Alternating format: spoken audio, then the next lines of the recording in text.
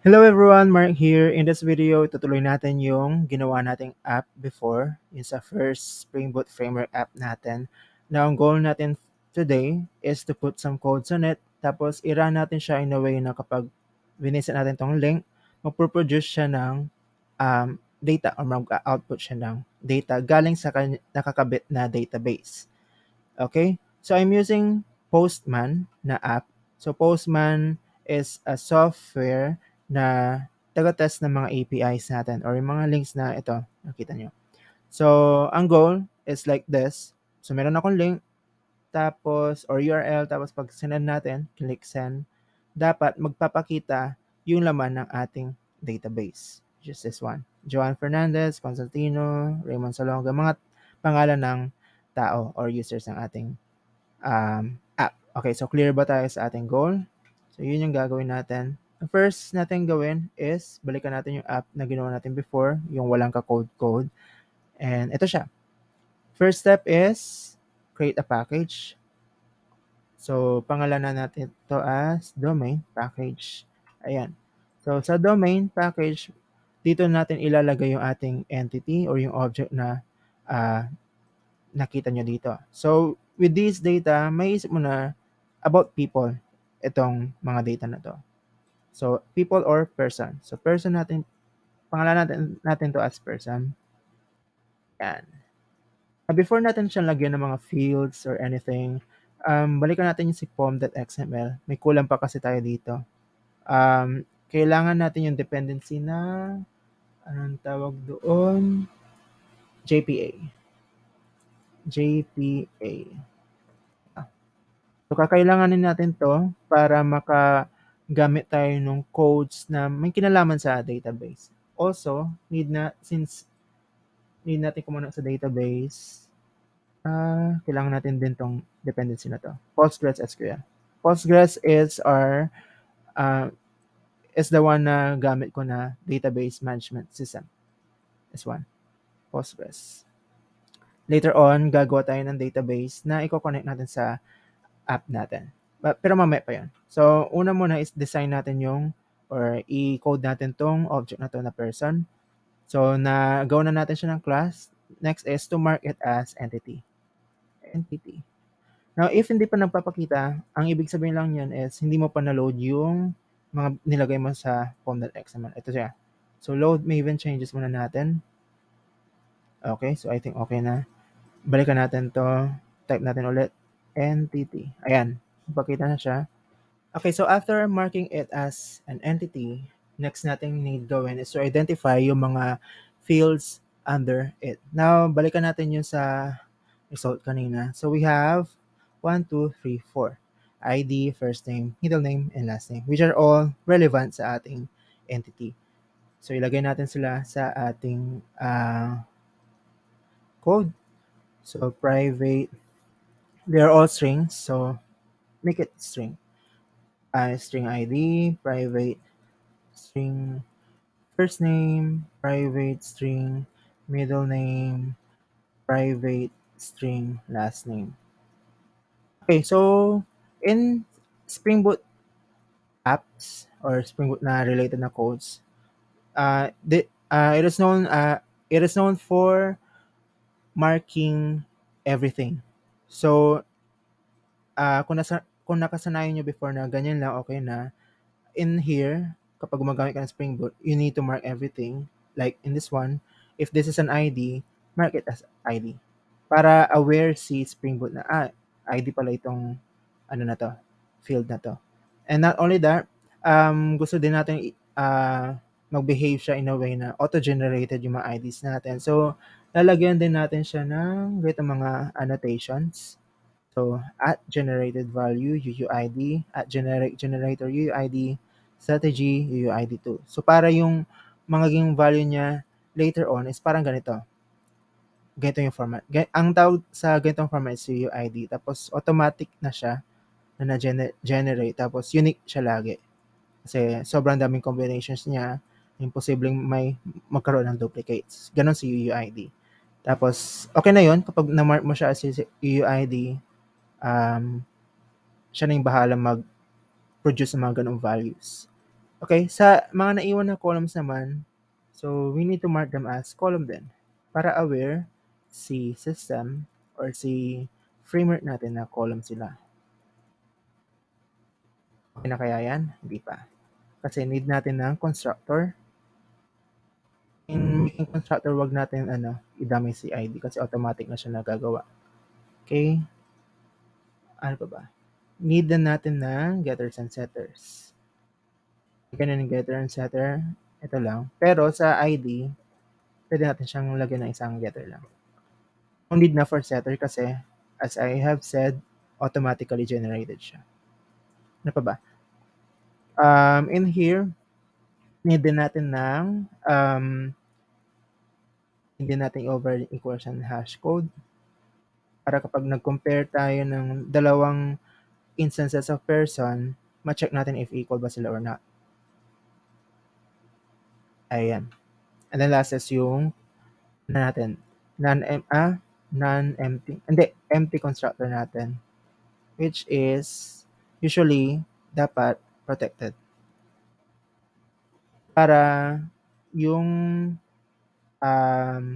sarili lang niya tapos nasa package lang yung maka-access no itong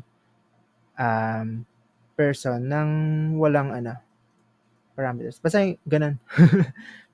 Parang ang goal is hindi tayo makapag-generate ng um, object na person nang walang laman yung first name, middle name, and last name. Yun yung goal nung kung bakit protected. Okay, so we're done with the entity. Next natin gawin is yung repository niya. In repository, we need an interface. Tapos, ang papangalanan natin to as person repository. Ano si repository? Dito yung nagko-contain ng mga codes to interact with the database. So, if you're familiar with select, insert, update, dito yun nilalagay. Mark it as repository, ayan, at repository, and then make it extend JPA repository. Tapos, kung saang object siya related, which is yung person, tapos ano yung data type nung kanyang ID. Ano ba yung data type ng kanyang ID? String. So, string yung kasunod. Ayan. Tapos, enter mo dito. Tapos, kahit wala na yung laman, okay na yan. Pwede natin siya iwanan as ganyan. Okay? Kasi ang mag-gets nyo later on kung bakit okay lang kahit wala tong code. Kasi automatically, makukuha mo na yung codes ng JPA repository. Magagamit mo na yan. So, basta, mamaya. Create tayo ng panibagong package which is for service. Mali. Ito ata tayo dapat gumawa. Ayan. Service. So, una muna is yung ating interface. Person service. Tapos, find all. So, need natin ng method na makapag-display ng lahat ng person natin na entity. Find all.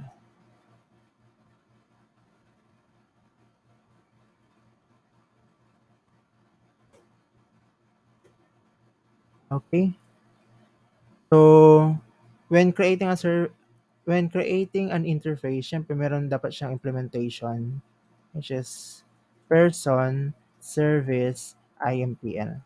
IMPL stands for parang indicator na implementation class siya. And then, syempre, if implementation class siya, kailangan niya ng mag-implement ng isang interface, which is yung person service.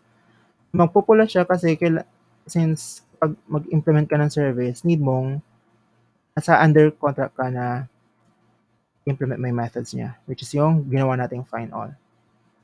Ayan. But before that, mark din natin to as a service. Okay? So, a service is usually connected to a repository. So, ilagay natin yung person repository natin here. Tapos, for the app to be able to use this, hindi naman kasi kulang pa kasi ito eh. Dapat aware si framework na parang i-inject mo siya dito sa service na 'to. And how do you do that? Need mo ng auto-wired na annotation. With this na annotation, instructed na si framework na, connected sila together.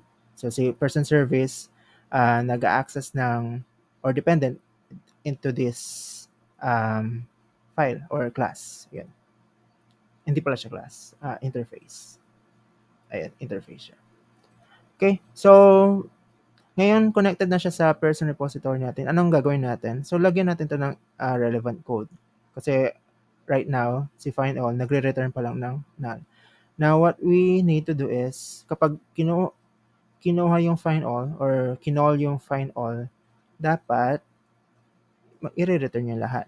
Which is gamit si person repository, i-call natin yung kanyang sariling find all na method. Notice na walang kalaman-laman to, no? Pero may nagamit tayong find all na method niya. So, saan ang galing tong find all na method na to? Dun sa in-extend niya na interface, which is this one, JPA repository. Meron siya sariling find all. Tapos alam na ni framework yung ibig sabihin ng find all na yon, which is i-return niya yung lahat ng values ng person na entity sa nagko-call na method na yan. So yun, automatic na siya, parang magic.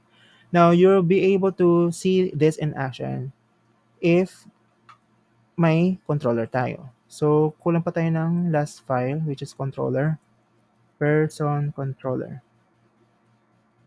Ito na yung mag-generate ng API or yung katulad nung yung nakita nyo kanina na link. Ito, API/person. So, parang gagawa na tayo ng, i-open na natin yung doors um, to our app. Ayan.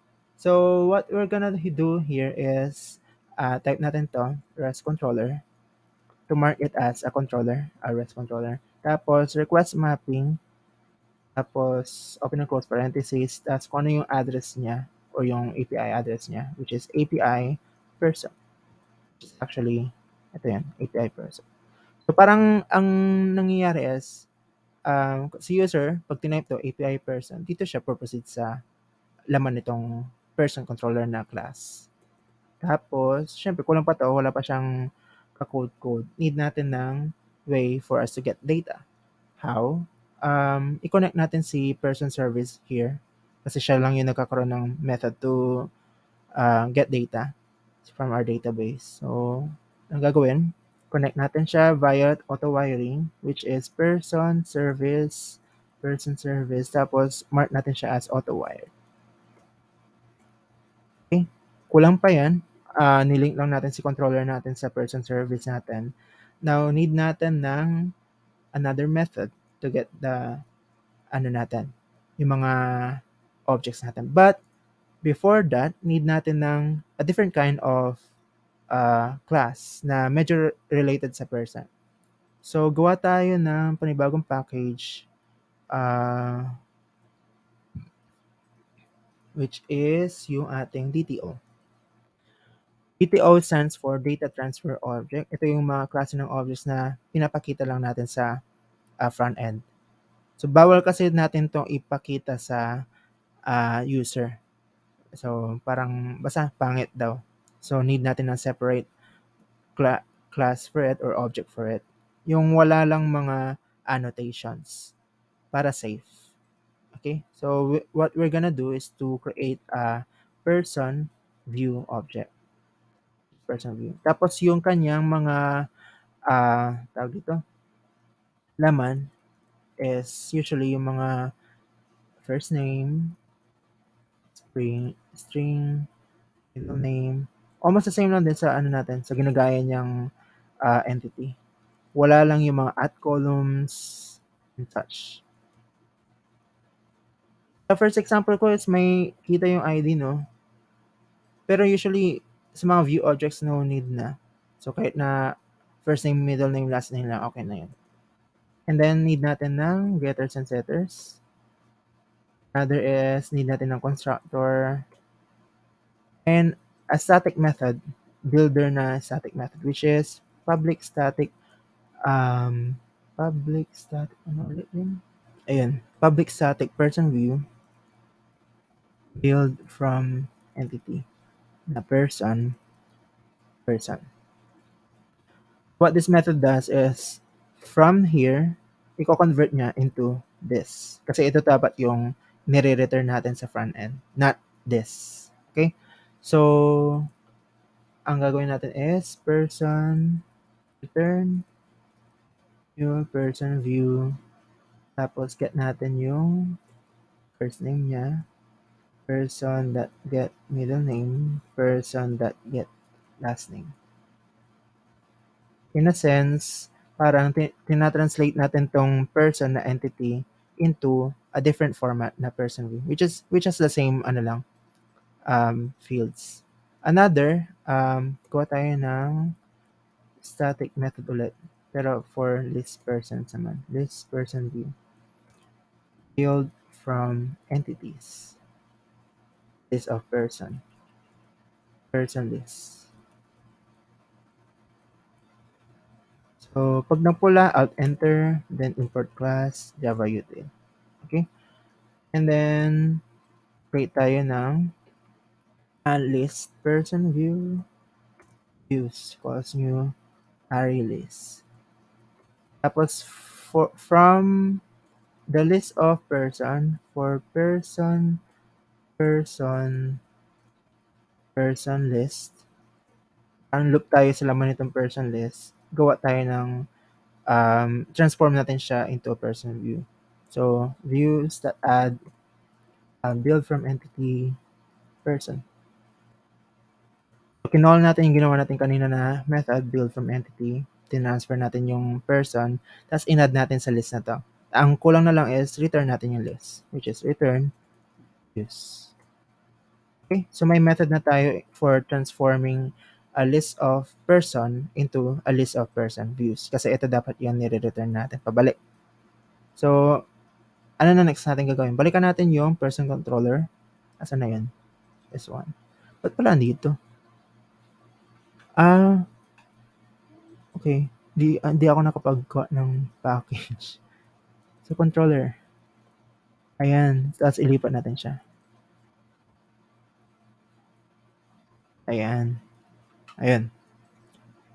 So, ito siya. Tapos, gawa tayo ng method which returns all the person views. So, public, anong return type natin? List of person view. Tapos, get all.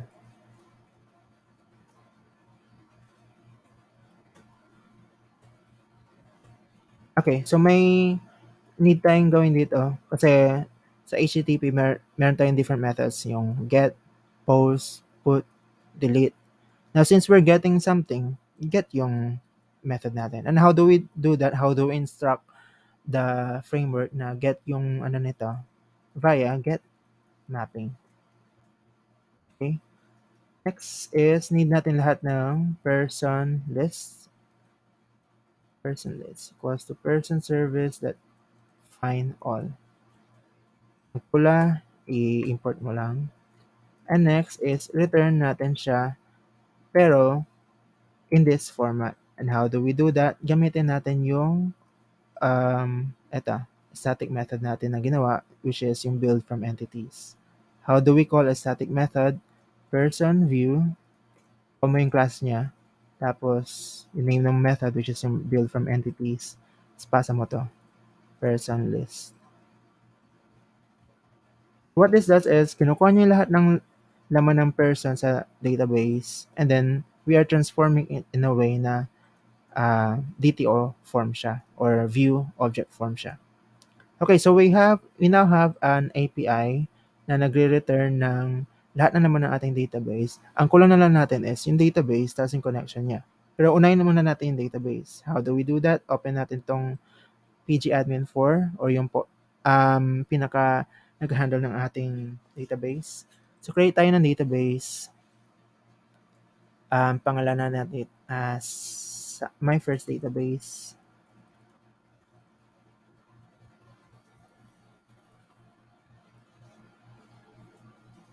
Okay, si my first database, wala pa siyang laman. So, punta tayo sa schemas niya, sa tables, create tayo na table. As ang table natin should be the same as yung name ng ating entity, which is person. All letter P lang. Si person, dapat meron siyang columns na related sa ating entities. So, na yun? This one, ID, first name, middle name, last name, and all are string, of type string.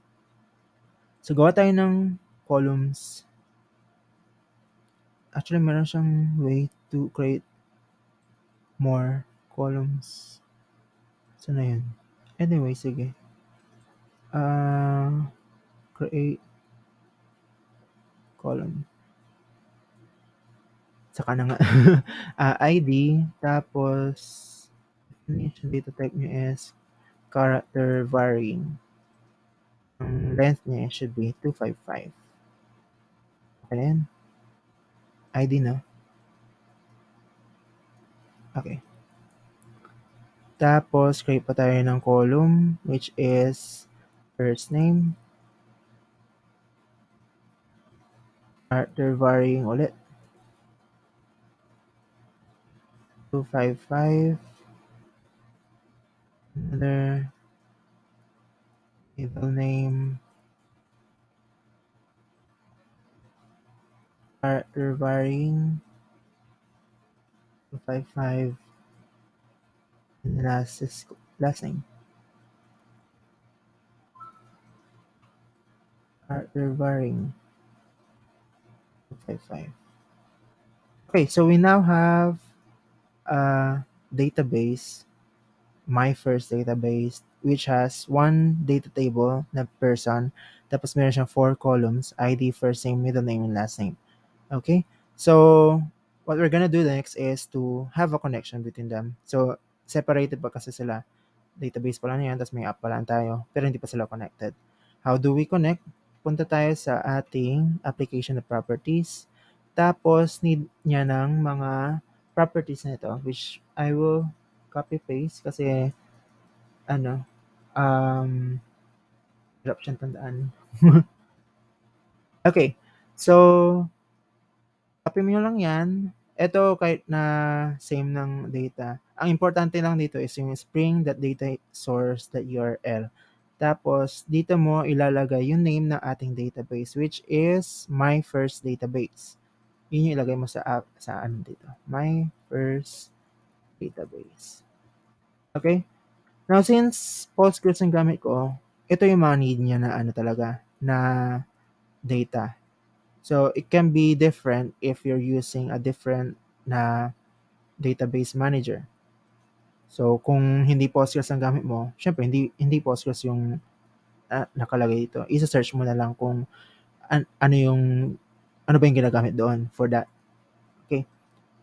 Pero since pag Postgres ka, yan yung mga need mong properties and values. Okay? So I think we're okay enough to be able to run this.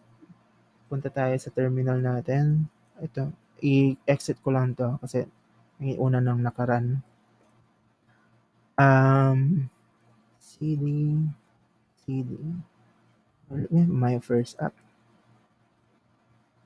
My first app. Nice, and then clean install.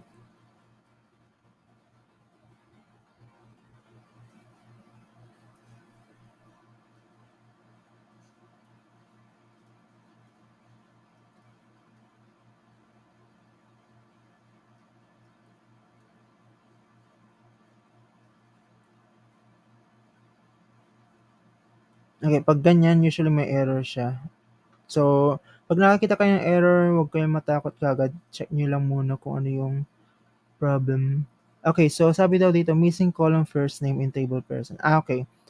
So, alam ko na kagad problem kasi mali yung format ng ating column. So, if ganito yung format ng ating field, camel case, yung lowercase dito, tapos dikit sila, pero tawag dito, uppercase yung letter, ay yung second word.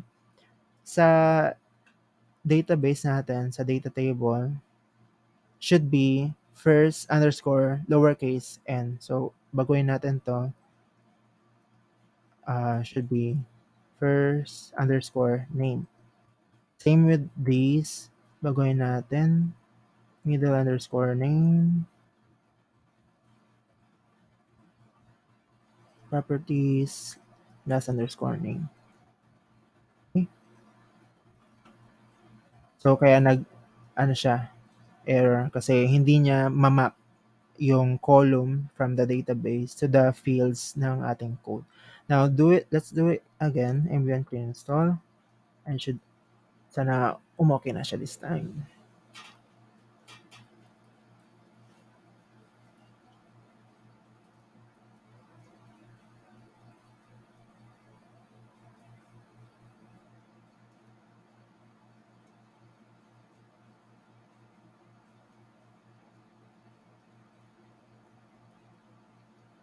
Okay, so as you can see, build success na siya. Ibig sabihin, pwede na natin siyang i-run. So the code ulit to be able to run this is mvn spring dash boot colon run.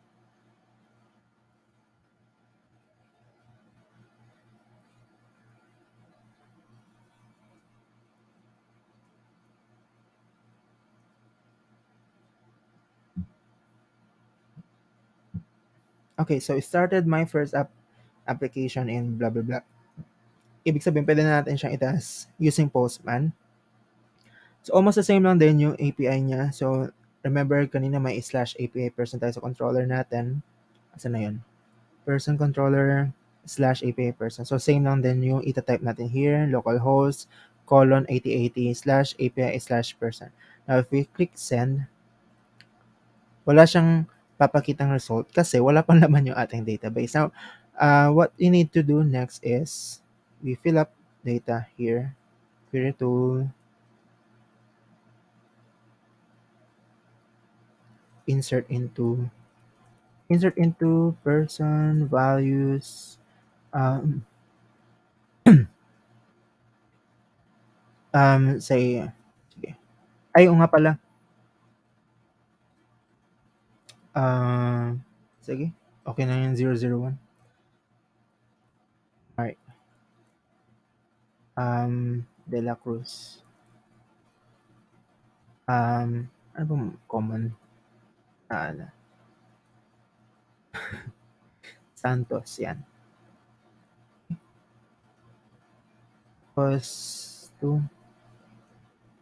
notice na ako yung naglalagay ng ID ko kasi ano to, manual na lagay sa database natin. Pero kapag yung creation natin is via yung system, yung system yung automatically, yung system yung automatic mag-generate ng ID.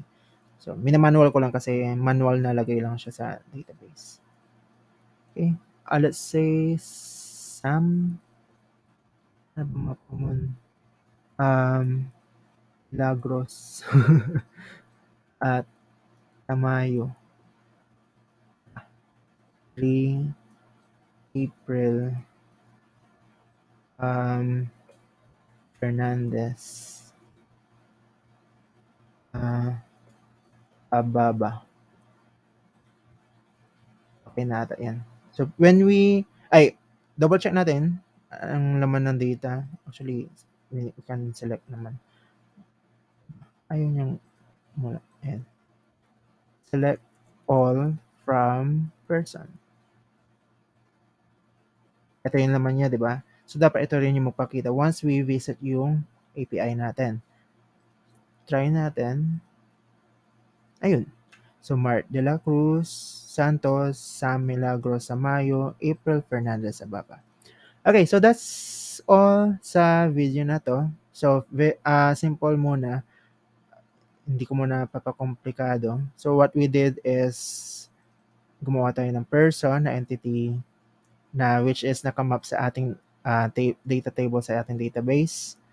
Siyempre, kung ano yung laman ng kung ano yung mga fields nito, dapat maimamap dito sa laman ng ating database na columns. Okay? Tapos, we have a repository which includes the methods na need natin for us to do CRUD. Yung select, insert, update, delete. Tapos, yung methods na yan, ginamit natin sa service. which is si service, ay directly connected sa ating controller, which is si controller, yung taga-produce ng ating API na URL.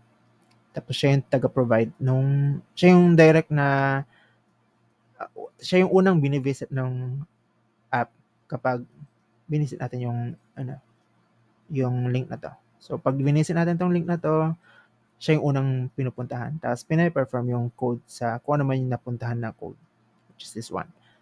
So, find all, perform ni service yung find all na request via repository, tapos kinuha niya yung data natin sa data table, tapos display niya, pero in a format na safe, which is using a view object. Ayan. So that's all in this video. In the next video, lalagyan pa natin to ng mga other methods like insert, update, and delete. So, magagamit pa natin to on the next video. Okay? I hope na may natutunan kayo here, and I hope na matatry nyo rin siya on your own. That's all. Thank you. Have a nice day. Bye.